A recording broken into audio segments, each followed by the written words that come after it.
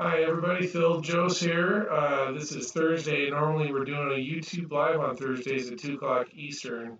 And you'll notice this is recorded from my house. So I'm going to be in Florida, or I am in Florida on Thursday when this video goes live. I'm hoping to do a live cast, in which case you won't see this, but if you're seeing it, that means my internet connection at the Airbnb would not support doing a live cast. So I'm hoping that you never see this, but if you do, I'm going to cover the same information.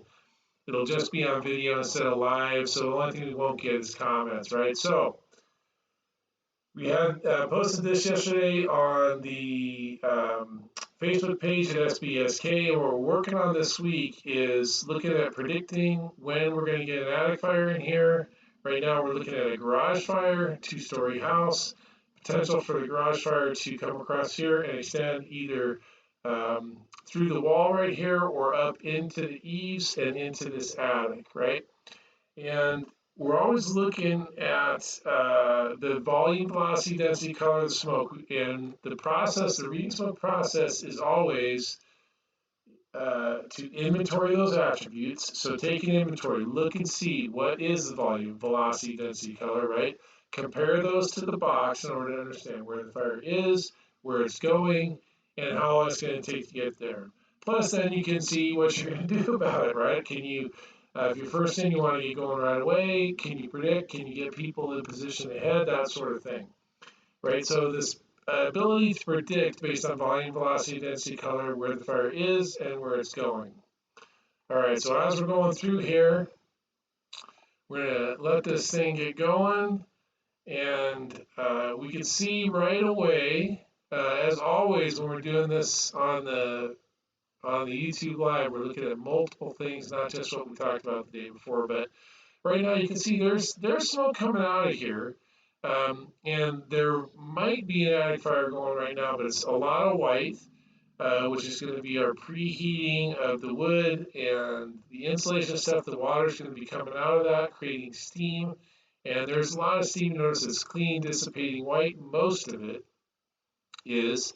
We do have a good fire.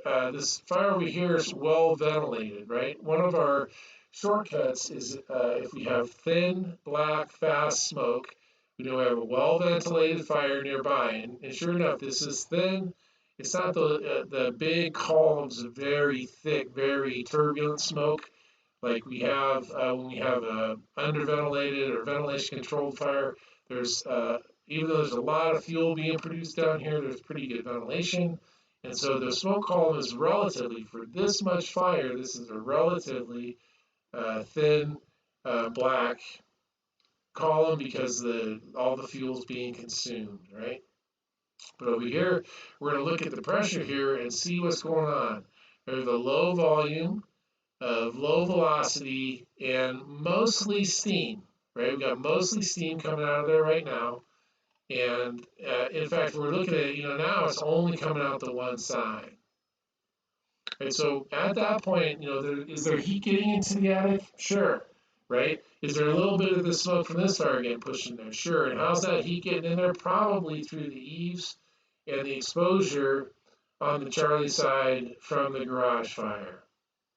As we come around this view, notice there's very little, maybe no smoke or steam coming out right now. So I don't think we're still not in a position where we have an attic fire. We do know because there is some smoke coming out of here that we're headed there, but I don't think we're quite there yet. Something as an instant commander you might want to get a little ahead of if you have the resources available, right? If you have the resources. Right, in my history, I've never been operating off of tender operations like these guys. Right now, we're looking at, we have a little bit more significant. It's still white, but this isn't dissipating quite as fast, and it's pushing out all the way along the eaves on both sides. We're going to come around as the video cuts through. Again, they're working on there. Notice that as they start to get some water on that fire, there's a lot more smoke, a lot of steam mixed in there, but overall some pretty good volume. And now we clearly have some extension going on over here. There's fire right here along the edge. It's getting up and into the eaves, and now it's even pushing down into these bedrooms on the second floor with open bedroom window. You got smoke coming out there. So now now I think we're probably looking at, we have an attic fire working. It's not big yet, but it's definitely in the space. If you put this out right now, this smoke would not go away. Right, that's another good indicator for attic fires. If we think there might be an attic fire, but we knock the room really fast, we should see this. If the fire has not extended to the attic, the volume and velocity in the attic is going to drop off almost immediately. Right, that's not the case here. If this fire went out, there'd still be a fire in the attic over here. Right, good overhead view, and you can see pretty significant smoke coming out all the way down on the eaves as we come around, and the pretty good volume still pushing out there. Now, look at this velocity coming out down, all the way down along the ridge line on both sides, right? Really good picture of some pretty high velocity turbulence coming out. And they are adding water, so there's some white in there, but it's definitely not all dissipating, right? Only some of it is. And man, it's coming out of the cracks and seams, right? Soot stains along the edges.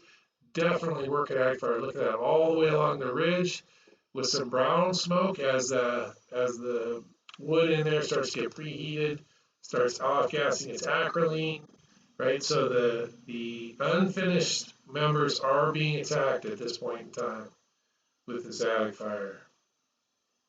All right, we're going to go forward a little bit more and see that we get a really good working fire going. They're starting to ventilate it, get some water in there, start to get a handle on it. It gets a little worse when they first vent it, right, which is not unusual. We have ventilation, we get temporarily get an increase in fire behavior right here.